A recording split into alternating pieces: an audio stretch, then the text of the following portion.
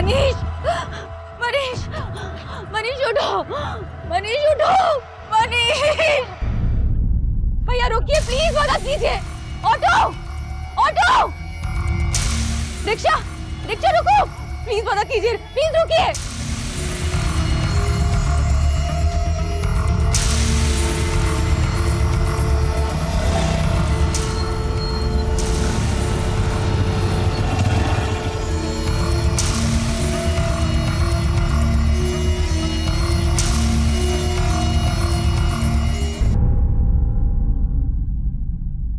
नमस्कार, आदाब।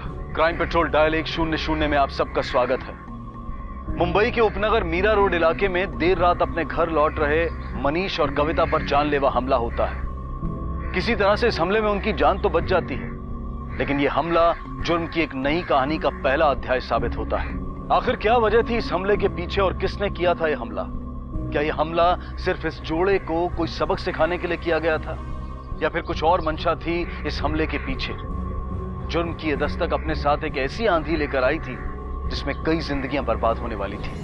हे भगवान, क्या कर दिया मेरे बेटे के साथ। मैंने तो लाख बार बोला है कि इस तरह देर रात कहीं आना जाना सही नहीं है, लेकिन मेरी सुनता कौन है?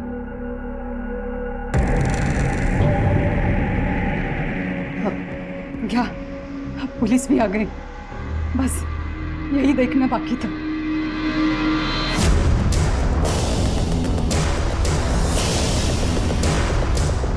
इनकी हालत काफी गंभीर है। अगर ये टाइम पे हॉस्पिटल नहीं पहुंचते तो इनकी जान भी जा सकती थी। आप दोनों को किसी पे शक है?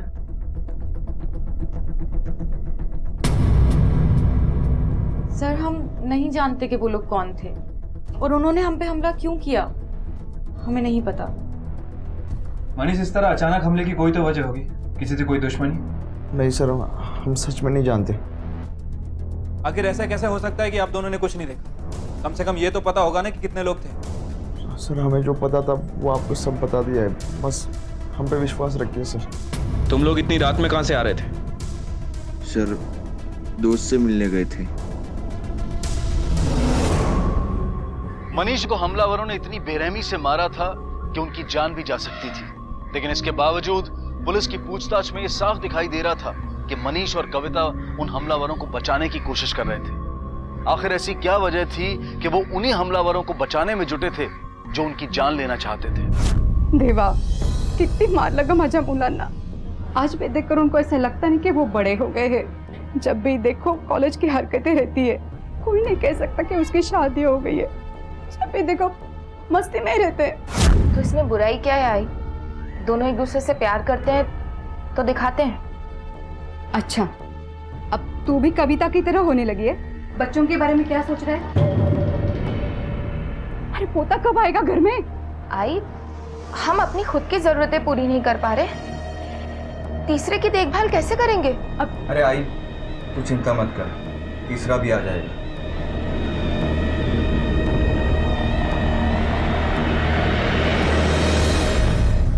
मुझे लग रहा है कि मनीष हमलावर को बचाने की कोशिश कर रहा है, लेकिन वो ऐसा कर क्यों रहा है? सर हो सकता है कि मनीष हमलावर को अच्छे से जानता हो, शायद इसीलिए उसे बचाने की कोशिश कर रहा है। लेकिन कोई पहचान वाला इतनी बेरहमी से मारेगा? वो तो मनीष की किस्मत अच्छी थी कि बच गया। दोनों का कहना है कि दोनों ने कुछ नहीं देखा, ना हमलावर का चेहरा ना कोई और पहचान। ऐसा कैसे हो सकता है? मुझे लगता है वो कुछ और छुपाने की कोशिश कर रहा है। शायद उस पर हुए हमले की वजह कोई बड़ा क्राइम। इस मनीष की कुंडली निकालनी पड़ेगी। सर मैंने इस मनीष के बारे में कुछ बातें पता की है। कई सालों से शांति नगर में रहता है और पेशे से ड्राइवर है। उसके साथ काम करने वाले लोग, यार, दोस्त, रिश्तेदार, सबसे पूछताछ करो। अगर इस हमले की वजह कोई क्राइम है तो इस क्राइम में और पार्टनर्स भी होंगे। Right sir. मैंने ही उनको हॉस्पिटल छोड़ा था, लेकिन उनका किससे झगड़ा हुआ, किसने उसको मारा, मुझे नहीं पता। मनीष तो लगभग हर रात को बाहर जाता है सर, वो भी अपनी बीवी के साथ। उसका एक फ्रेंड है मंगल, उसी के साथ वो रहता है। हाँ साहब, बहुत बार दोनों को गैरेज पर जाते देखा है। जहाँ वो मंगल काम करता है ना, गैरेज भी लेट नाइट जाते थे।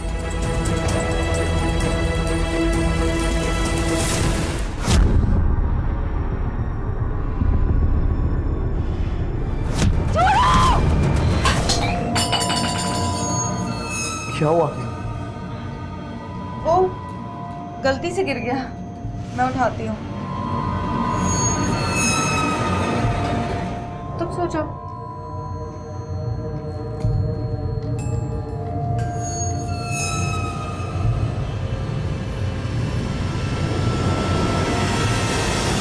सर हमारी इन्फॉर्मेशन के हिसाब से मनीष और कविता लगभग हर रात गैरेज जाते थे। दोनों हर रात क्यों गैरेज जा रहे थे? ऐसा क्या चल रहा था उस गैरेज में? कहीं किसी गलत काम की डीलिंग तो नहीं चल रही? वैसे भी मनीष की माली हालत ठीक नहीं, तो हो सकता है कि किसी गलत काम में इन्वॉल्व हो गया हो और मजबूरी में उसे अपनी पत्नी को भी इन्वॉल्व करना पड़ा हो। मुझे जल्द से जल्द दोनों की डिटेल्स चाहिए। Okay sir.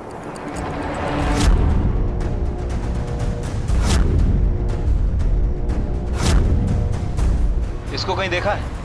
हाँ साहब, ये तो मंगल के दोस्त हैं, आते रहता है कभी कभी यहाँ। कल रात भी आया था ये। कल रात भी आए थे साहब। और ये मनीष ने बोला था कि वो अपने दोस्त के घर था, लेकिन जब पुलिस ने इन्वेस्टिगेशन की तो पता चला कि मनीष गैराज में था। पुलिस को इस बात का आभास हो गया था कि गैराज में कुछ तो गलत हो रहा था, और फिर एक चौंकाने वाली हकीकत उनके सामने आई। आप लोग? मंगल यादव आप ही हैं? जी हाँ। आज से 2 दिन पहले आपके गैरेज में जिसमें मनीष और कविता आए थे, इन दोनों के बारे में कुछ पूछना था आपसे। जी पूछिए। कुछ डिटेल में बता सकते हैं एक्चुअल में क्या हुआ था उस दिन? हम दोस्त लोग मिले थे और पार्टी वार्टी हुई थी, गेट टुगेदर। यहाँ से जाने के बाद ही उन पर अटैक हुआ था। क्या तुम उस वक्त गैरेज में थे? यस सर, मनीष यहाँ डेली आता है, लेकिन उस पर हुए हमले के बारे में मुझे कुछ नहीं पता। ताला खोलो।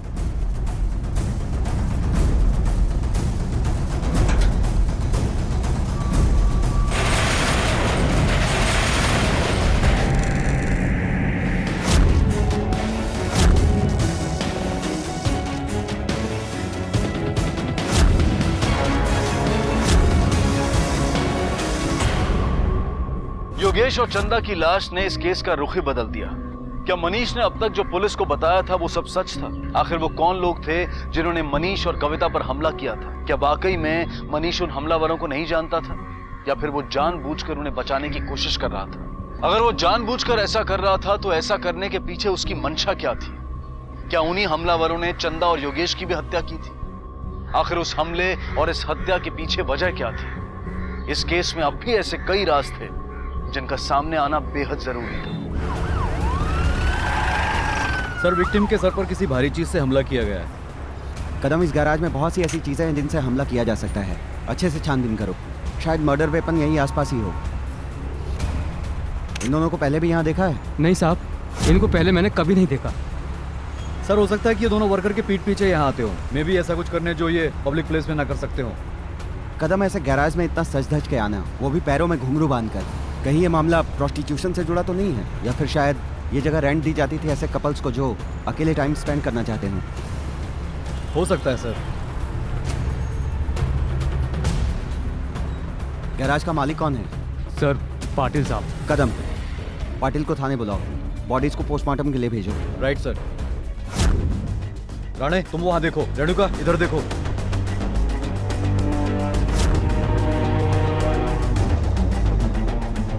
राणे, एक पाना गायब है, आसपास ही होगा।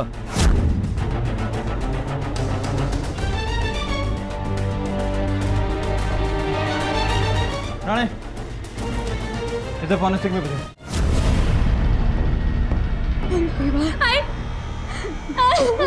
अरे क्या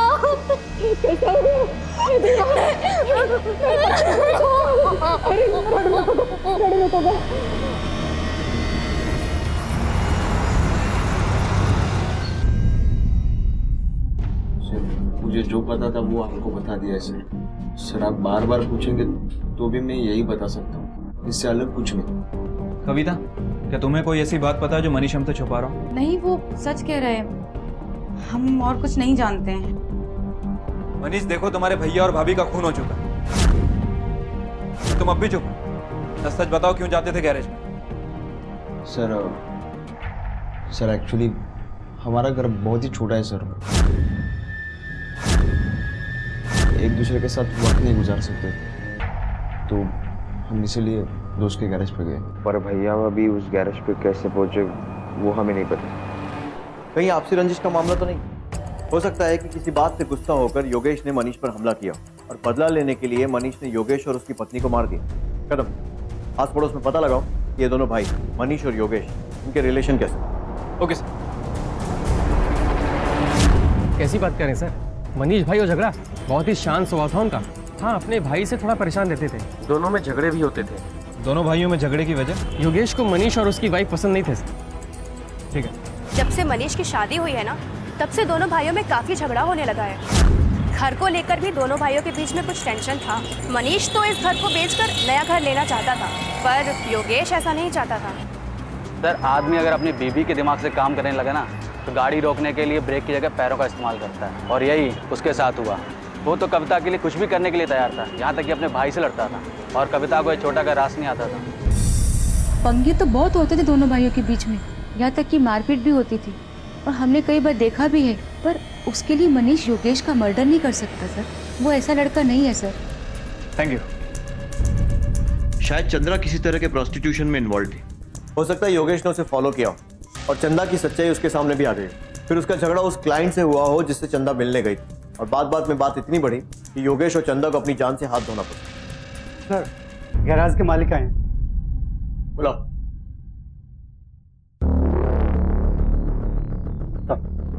बैठिए। 2 लाशें मिली हैं आपके गैरेज से, ये और ये। पहचानते हैं इन दोनों को? नहीं साहब, पहले कभी नहीं देखा। गैराज की चाबी किसके पास रहती है? साहब, गैराज की 2 चाबियां हैं। एक मेरे पास रहती है, एक मंगल के पास रहती है। कहीं कुछ छुपा तो नहीं रहना? क्योंकि अगर आपने कुछ छुपाया और हमें पता चल गया तो जिंदगी भर जेल में चक्की पीसेंगे। साहब, मैं क्यों आपसे कुछ छुपाऊंगा? बाल बच्चों वाला आदमी हूँ मैं। और कभी भी आपको जरूरत पड़े बुला लेना ना साहब। जा सकते। Thank you sir.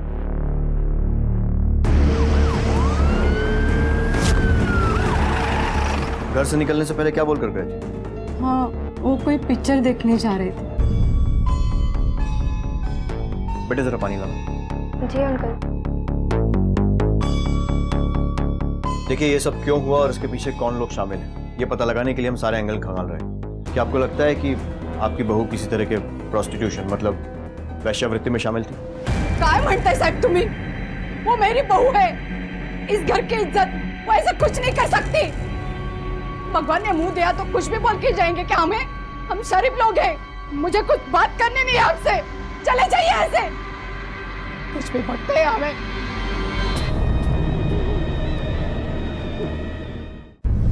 सर, ये रहे योगेश और चंदा के कॉल रिकॉर्ड्स और बैंक स्टेटमेंट। सर, रिकॉर्ड्स के हिसाब से तो ऐसा लगता है कि ये लोग किसी भी गलत काम में इन्वॉल्व नहीं थे। सर, फैमिली में सोर्स ऑफ इनकम योगेश और मनीष की सैलरी है। और सर, फोन रिकॉर्ड्स के हिसाब से मोस्टली कॉल्स आसपास के लोगों के और फ्रेंड्स के हैं। अब सर, एक ही एंगल है जिस पर हम काम कर सकते हैं। कौन सा? सर, मंगल और चंदा, ये दोनों लगातार एक दूसरे से फोन पर बात करते थे, लेकिन मंगल ने योगेश से बिल्कुल ना के बराबर बात की। इस मंगल के कॉल रिकॉर्ड निकालो और पता करो कि उस रात ये कहाँ था। Right sir. सब तुम लोगों की वजह से हुआ है। बर्बाद करके रखा है इस घर को, खा गए मेरे बेटे को। भाई, अगर काय बोलतेस मैं अपने भाई को क्यों मारूं? तू जास्त बोल नकोस मला। लिए कभी घर की जिम्मेदारी, किए चिंता घर की, बस मस्ती मस्ती मस्ती। भाई तू क्या बोल रही है ये? तू माझ्या डोक्यात जाऊ नकोस, जास्त बोल नकोस तू।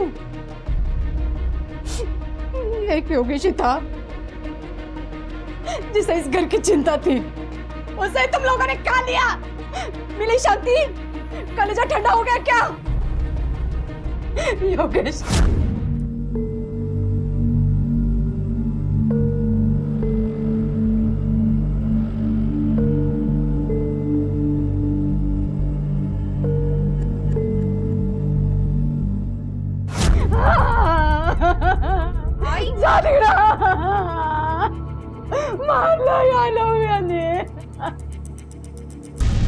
सर, हमारा शक सही निकला। लोकेशन डिटेल के हिसाब से मंगल की लोकेशन कत्ल वाली रात गैरेज के आसपास के एरिया में थी। चलो जरा से पूछताछ करते हैं और उसे लेकर आते हैं। Right sir. पूरे घर की तलाशी लो, कोना कोना छान मारो। फोन दे अपना, जल्दी निकाल। साहब मुझे माफ कर दो साहब। मैं सच बोल रहा हूँ, मैंने किसी का खून नहीं किया। मैं बहुत डर गया था साहब, मैं झूठ नहीं बोल रहा हूँ। क्यों, कुछ किया है तूने? नहीं साहब। हरी मिलाए। ये क्या है? सब ये वो, मैं कहीं फंस नहीं जाऊं इसलिए मैंने इन्हें छुपा दिया था साहब, लेकिन मैंने किसी का खून नहीं किया, मैं सच बोल रहा हूँ साहब। सर,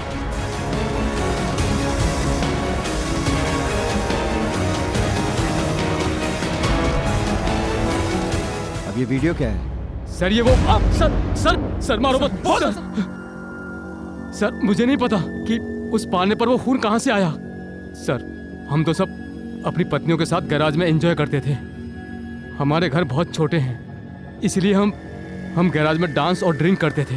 ये कैसी पार्टी थी जिसमें बीवियां घुंघरू पहनकर नाचती थी?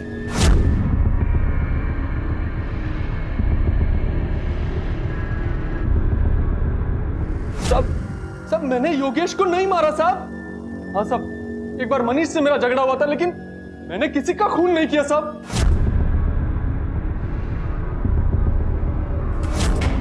कविता जाओ अंदर चेंज करो।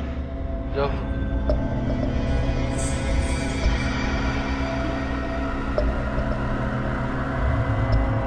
देख मंगल, अगले टाइम से मैं और कविता यहाँ नहीं आए।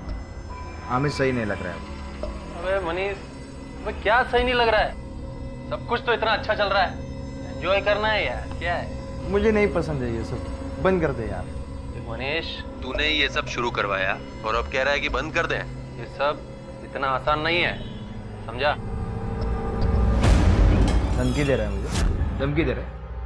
पाटिल का नंबर है मेरे पास। पाटिल को पता चलेगा ना ये सब कर रहा है, तू नचवा रहा है सब, तो तुझे मुजरा करना पड़ेगा। मैं बताऊंगा सब पाटिल को। तू पाटिल को फोन करेगा? तू जानता नहीं मेरा नाम क्या है? मंगल नाम है मेरा, मंगल। और जो मेरे रास्ते में आता है ना, उसका अमंगल शुरू हो जाता है, समझा? और तू पाटिल को अगर फोन करेगा ना, वो जो तेरी बीवी है ना कविता, जो भी यहाँ मुजरा कर रही थी, उसे मैं कोठे पे मुजरा करवाऊंगा। मनीष चलो चलो।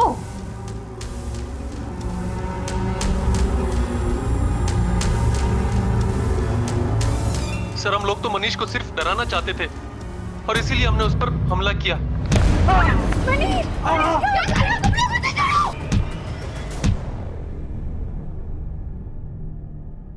और योगेश के साथ ऐसा क्या हुआ कि उसे मार दिया?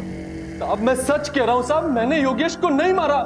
सर हम में आपस में झगड़ा हो सकता है, हम दोस्तों में, लेकिन हम में से कोई भी किसी का खून नहीं कर सकता सर। एक मंगल, तू पहले भी झूठ बोल रहा है, तू अभी भी झूठ बोल रहा है। बोल सच। ऐसे मुंह नहीं खोलेगा। उस पार्टी में जो भी आता था सबका नाम, पता और सारी डिटेल्स, समझा ना?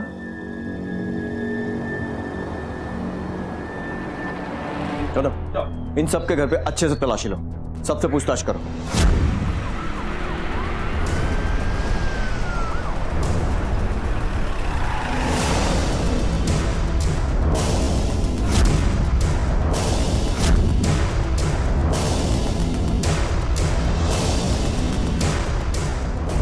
फ्रेंड्स का ग्रुप गैरेज में मिलता है पार्टी करने के लिए, और ये उनका रोज का रूटीन।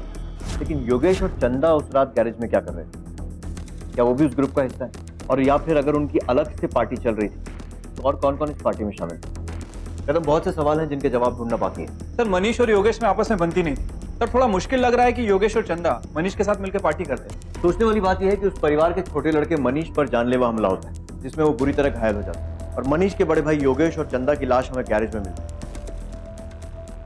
परिवार में आखिर चल क्या है? सर सबके घर में घुंघरूओं का मिलना भी थोड़ा अजीब है। हमने प्रोस्टिट्यूशन का एंगल भी चेक किया, बट कुछ हाथ नहीं लगा। वही, अगर ये प्रोस्टिट्यूशन से जुड़ा मामला नहीं है तो फिर और क्या हो सकता है? मंगल के गैराज पर जो कुछ भी चल रहा था वो मौलिकता से परे था।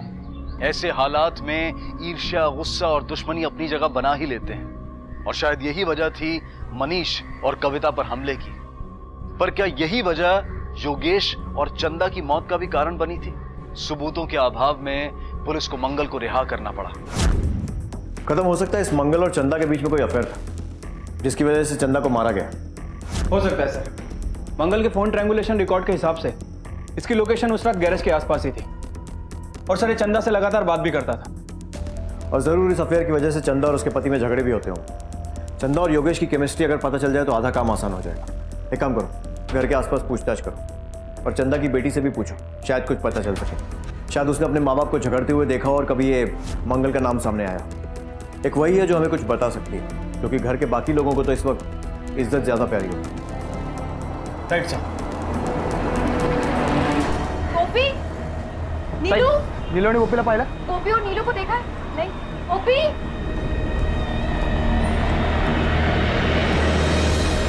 हमें चंदा की बेटी गोपी से कुछ बात करनी है। सर हम अभी के पास आने वाले थे। क्यों? नीले और गोपी सुबह से नहीं मिल रही, पूरे एरिया में ढूंढा लेकिन कहीं नहीं मिली वो। सर, ये केस तो और सेंसिटिव होता जा रहा है। दोनों ही बच्चियां गायब हैं। घर वालों का कहना है कि किसी ने उन्हें अगवा कर लिया। कदम, जरूर उन बच्चियों को कोई ऐसा राज मालूम था जिससे किसी को खतरा हो सकता था, और उस खतरे से बचने के लिए ही उन्हें अगवा किया गया। हमें जल्द से जल्द उनका पता लगाना होगा। पता नहीं किस हाल में होगा। सबसे पहले इस चंदा और मंगल के एंगल को क्लियर करते हैं। जरूर कुछ पकड़ा था इन दोनों के बीच, नहीं तो ये मंगल सिर्फ चंदा के टच में क्यों था? Right sir.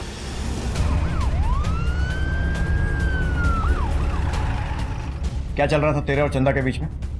कुछ नहीं सर। अगर कुछ नहीं चल रहा था तो इतनी देर देर तक उससे फोन लगाकर कस्टमर केयर खेल रहा था। सर, मंगल और चंदा ये दोनों लगातार एक दूसरे से फोन पर बात करते थे।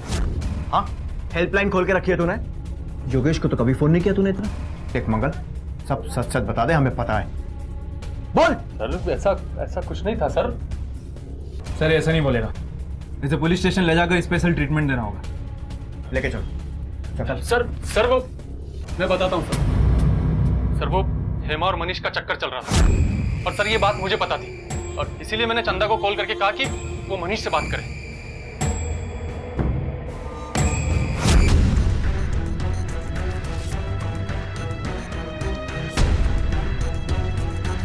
सर, वही ने मुझे 2-3 बार समझा कि उससे मत मिल।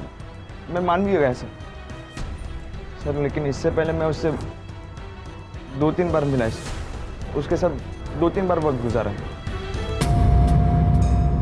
कविता, सुन मेरी बात। तुम मेरे साथ ऐसा कैसे कर सकते हो मनीष? ये सब करते हुए तुम्हें एक बार भी मेरा ख्याल नहीं आया। माझं खरंच चुकलं, मला माफ कर।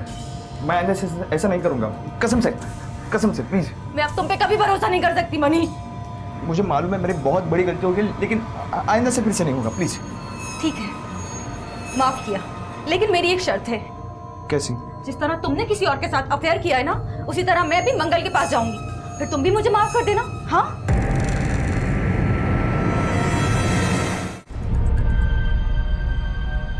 भैया हमें बहुत भूख लगी, कुछ खाने को दे दो ना।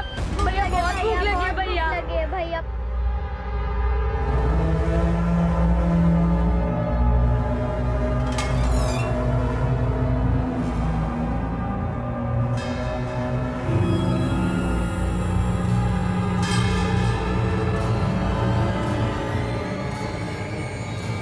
भैया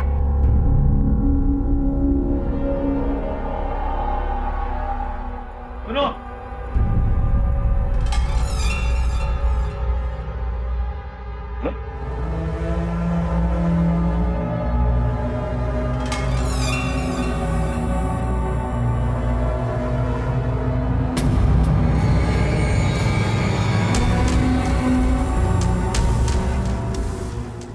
अच्छा सुनो, सोने की जगह है तुम्हारे पास में?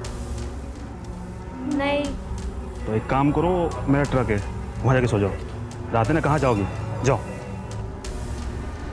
जाओ जाओ।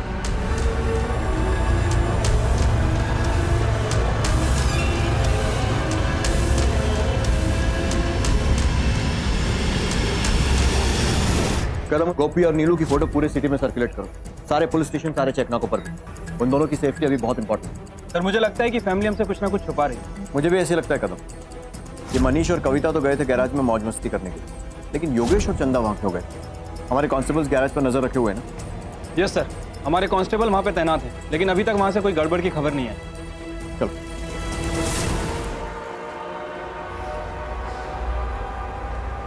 भैया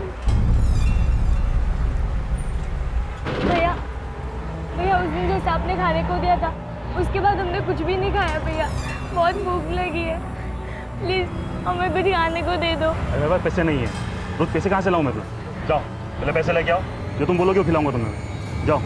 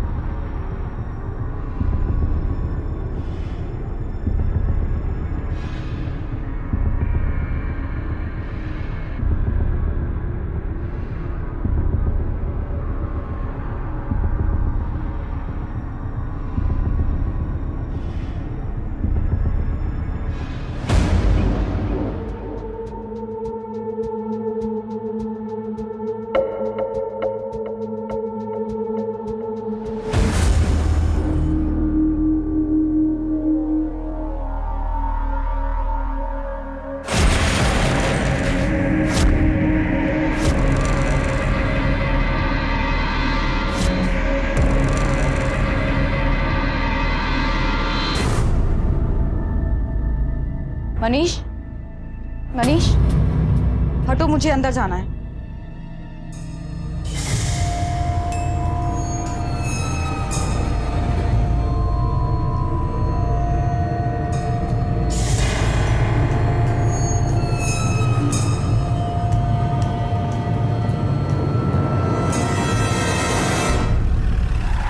सर, कांस्टेबल राणे का फोन आया था।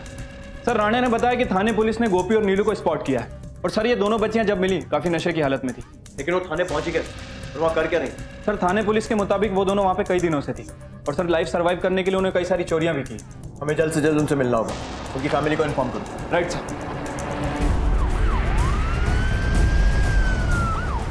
दोनों लड़कियों को पहले नशे की दवाई दी गई है और उसके बाद ही हुआ है, और एक बार नहीं, कंटिन्यूसली कई बार।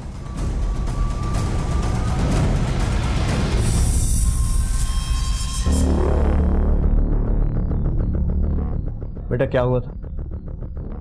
डरो मत, साफ साफ बताओ।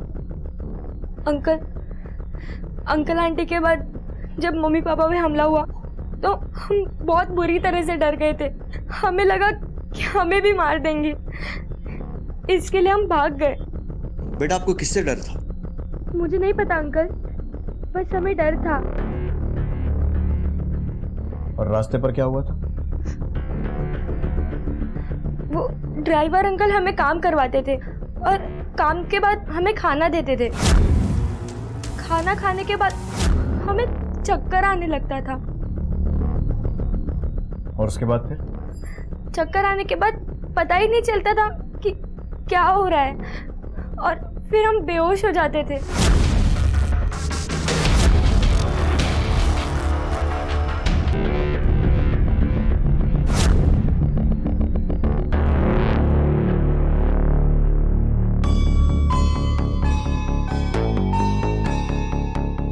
अरे माझी पोर आली. कुठे आले का तो? कशी आहे, कैसी है रे तू? इन दोनों का ध्यान रखिए, दोनों बहुत डरे हुए हैं। पहले माँ बाप की हत्या हुई, फिर ये सब। कहीं ऐसा ना हो कि डर के मारे फिर से भागने की कोशिश करें। नहीं नहीं, बेटा मेरे साथ मंदिर चलोगे?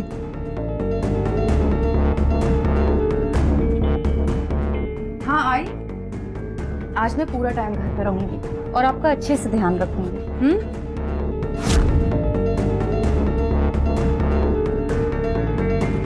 दोनों बच्चों से मिली जानकारी के आधार पर पुलिस ने ड्राइवर का स्केच बनवाया और खबरियों के नेटवर्क के जरिए वो ड्राइवर पकड़ा गया।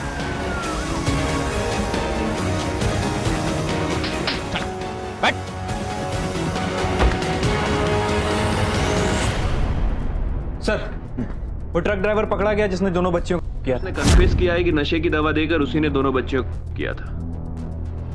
गुड। कदम, मुझे अभी भी एक बात समझ में नहीं आ रही, ये बच्चियां किस बात से इतना डर गई थी कि अपने ही घर से भाग गई? अंकल आंटी के बाद जब मम्मी पापा पे हमला हुआ तो हम बहुत बुरी तरह से डर गए थे। हमें लगा कि हमें भी मार देंगे, इसके लिए हम भाग गए। सर, ऐसा हो सकता है कि इन दोनों बच्चियों ने योगेश और चंदा का मर्डर होते देख लिया और कातिल को बहुत अच्छी तरह से जानती हो। शायद उसी के डर से घर छोड़ के भाग गई हो। पॉसिबल है। तुम्हारे लिए मैंने कुछ लाया है, बताओ क्या लाया? जलेबी। लो। चलो अब घर चलते हैं।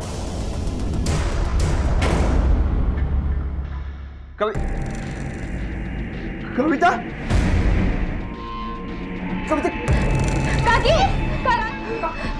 कविता।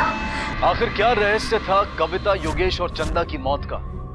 एक ही घर के कई सदस्य मौत के घाट उतर चुके थे। पुलिस की शक की सुई इस कहानी के हर किरदार की तरफ घूम रही थी।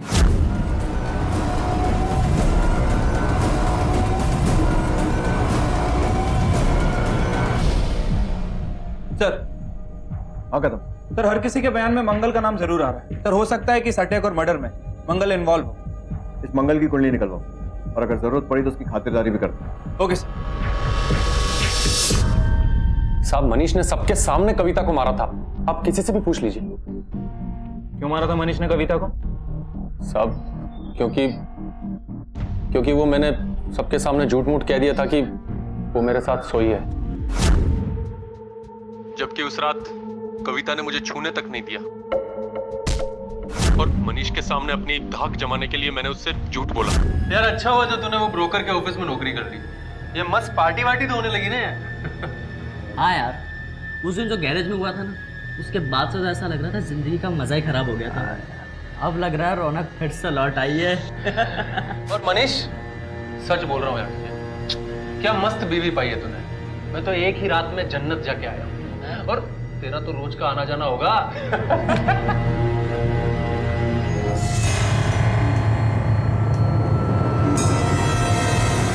इतना सब होने के बाद भी तुम लोग सुधरे नहीं। गैरेज नहीं तो दूसरे फ्लैट पर मिलते रहे।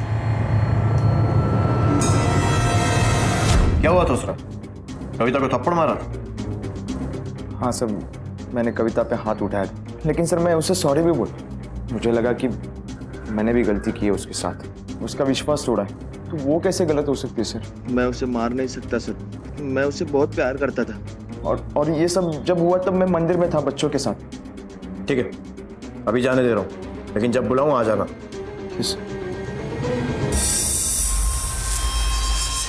उस दिन जब मनीष अंकल तुम्हें मंदिर लेकर गए थे तो पूरे टाइम तुम्हारे साथ थे या फिर कहीं बाहर गए थे बीच में? उस दिन तो मनीष काका हमें बाजू वाली आंटी के साथ मंदिर में छोड़कर हमारे लिए जलेबी लेने गए थे। काकी थोड़ा ध्यान रखना, मैं आता हूँ। पर वो 15-20 मिनट में वापस आ गए थे। सर मनीष का घर और मंदिर दोनों आसपास ही हैं, और सर मंदिर से मिठाई की दुकान तकरीबन 5 से 10 मिनट के रास्ते पर है। और सर बच्चियों के मुताबिक मनीष 15 मिनट में वापस आ गया। सर कहीं ऐसा तो नहीं कि बच्चियों का टाइम कैलकुलेशन गलत हो? वो 15 मिनट नहीं बल्कि 30 से 40 मिनट बाद वापस आए। और सर इतना टाइम किसी को मारने के लिए काफी होता है। सर हो सकता है कि मनीष ने ही कविता का खून किया। इस मनीष का पूरा घर छान मारो, उठाओ उसे। Right sir.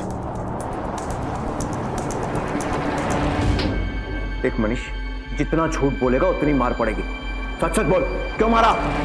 साहब मेरे बेटे ने कुछ नहीं किया, उसे जेल में क्यों बंद करके रखा है साहब? वो ऐसा कुछ नहीं कर सकता साहब, छोड़ून द्या त्याला। सर क्या बोल रहे हैं आप? मैं सच्ची बोल रहा हूँ, मैंने कुछ नहीं किया सर। साहब काहे नहीं हो? सर यहाँ पे कुछ नहीं मिला। बोलो कविता को क्यों मारा?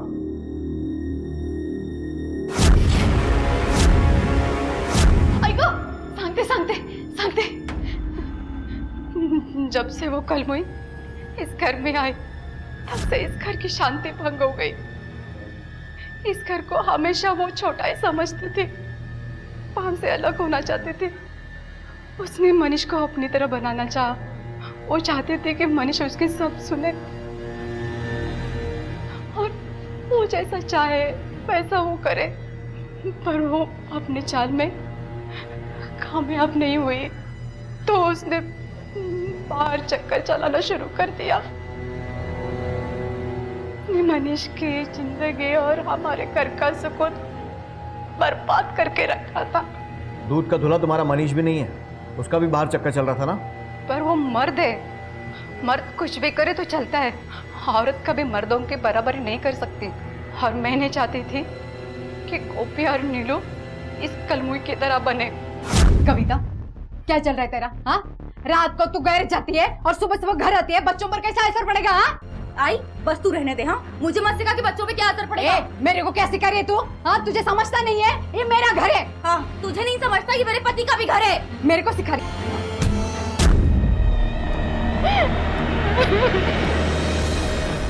रिश्तों की डोर में अगर दगाबाजी का मांझा हो तो उन रिश्तों में प्यार और सम्मान कभी उड़ान नहीं भरते। अपने रिश्ते में मनीष और कविता दोनों गलत राह पर थे।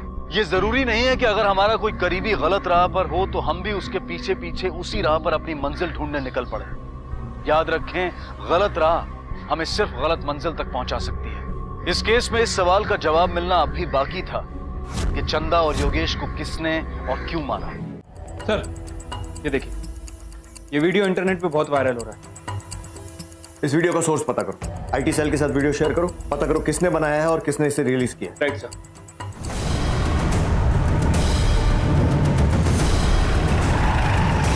बोल कब बनाया था वो वीडियो? सर वो देख, राजीव ने हमें बता दिया है। अब सच सच बोल वरना अपने तरीके से पूछूंगा। बोल। सर वो वीडियो मैंने ही बनाया था।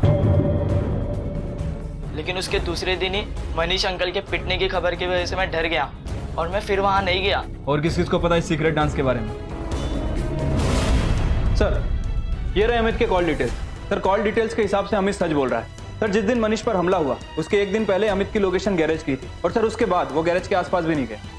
कदम गैरेज के आसपास की दुकानों और वहाँ रहने वाले लोगों से पूछताछ करें।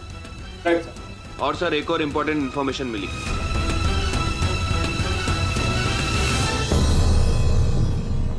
दीदी, अब हम अकेले क्या करेंगे? नीलू, काका को तो हमारी फिक्र नहीं है और आजी को भी पुलिस लेकर गई है। हम ना रात होते यहाँ से कहीं भाग जाएंगे और बहुत दूर चले जाएंगे। मैं तेरा हमेशा ख्याल रखूंगी।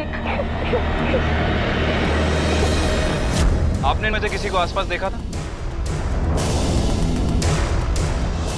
सर, शायद मैंने इसको यहाँ देखा सर।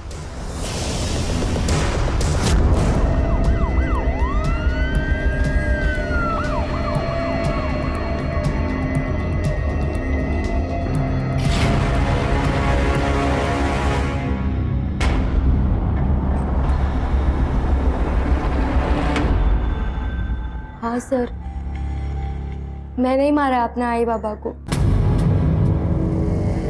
लेकिन क्यों? अपने ही आई बाबा को क्यों मारा? हम जीना चाहते हैं सर। मेरी बहन मुझसे काफी छोटी है और मैं पूरी जिंदगी उसको कोई तकलीफ में नहीं देखना चाहती हूँ।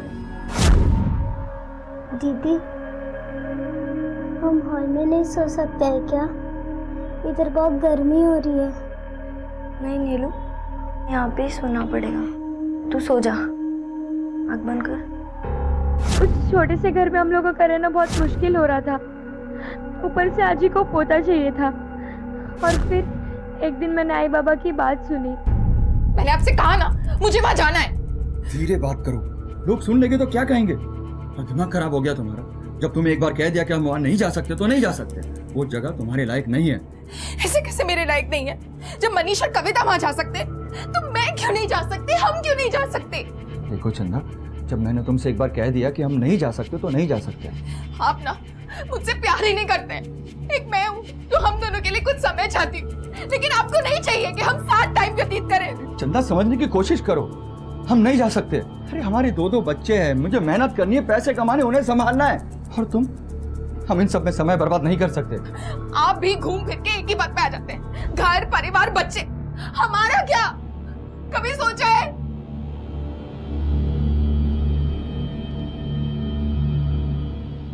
ठीक है, जा रहे हैं?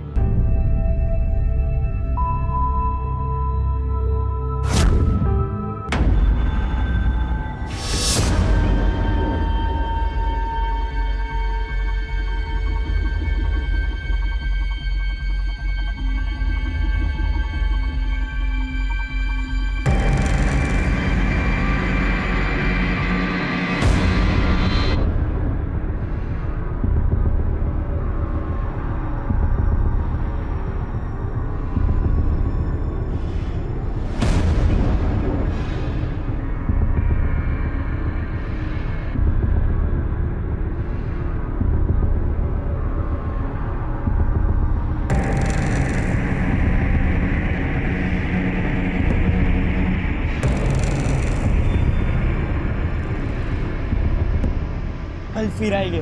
मुझे नहीं आना, ये सब बहुत गंदे हैं।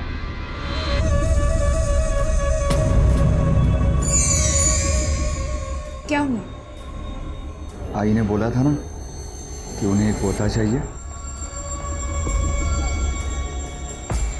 उनकी इच्छा पूरी कर देते।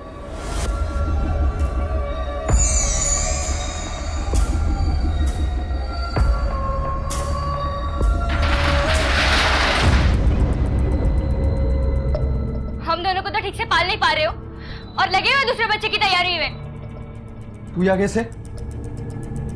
और ये क्या तमीज है बाप से बात करने की? खुद तो दुनिया भर की अयाशी कर रहे हो और मुझे तमीज सिखा रहे हो। इतनी बदतमीज हो गई है ये।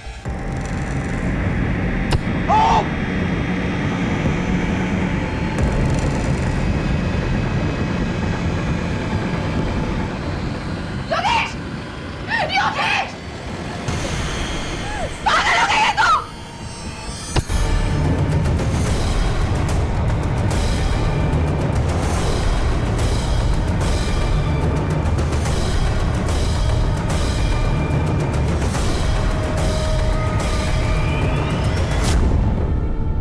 मुझे अपने किए पे कोई पछतावा नहीं है सर। मैंने जो किया मेरे और मेरी बहन के लिए किया है सर। गोपी, तुम्हें अभी सही और गलत की समझ नहीं है, लेकिन इस जुर्म के बाद तुम्हें सोचने का बहुत मौका मिलेगा, और जब तुम थोड़ा बड़ी हो जाओगी तो समझ जाओगी कि किसी भी समस्या का हल जुर्म कभी नहीं होता है। गोपी को 3 सालों के लिए बाल सुधार गृह में रखा गया है, लेकिन सोचने वाली बात यह है कि जो कुछ भी गोपी ने किया उसके लिए वो कितना जिम्मेदार है। क्या ये हमारा फर्ज नहीं बनता कि हम अपने रिश्तों को जिम्मेदारी और ईमानदारी से निभाएं? क्या हमारी जिंदगी में रिश्तों में संवेदनशीलता इतनी कम हो चुकी है? नई सोच के नाम पर हम किसी बुरी चीज को अच्छे और एडवांस सोच का लेबल नहीं लगा सकते। हम सबको इस बात का ख्याल रखना होगा कि जो कुछ भी आज हम बोएंगे कल वही हमें काटना होगा। इसी विचार के साथ अब मैं अनूप सोनी आपसे विदा लेता हूं। फिर मुलाकात होगी अगले एपिसोड में एक और चौंका देने वाले केस के साथ। तब तक अपना और अपने परिवार का ख्याल रखें और देखते रहें क्राइम पेट्रोल डायल 100। सबक एक को सीख हम सबको। जय हिंद।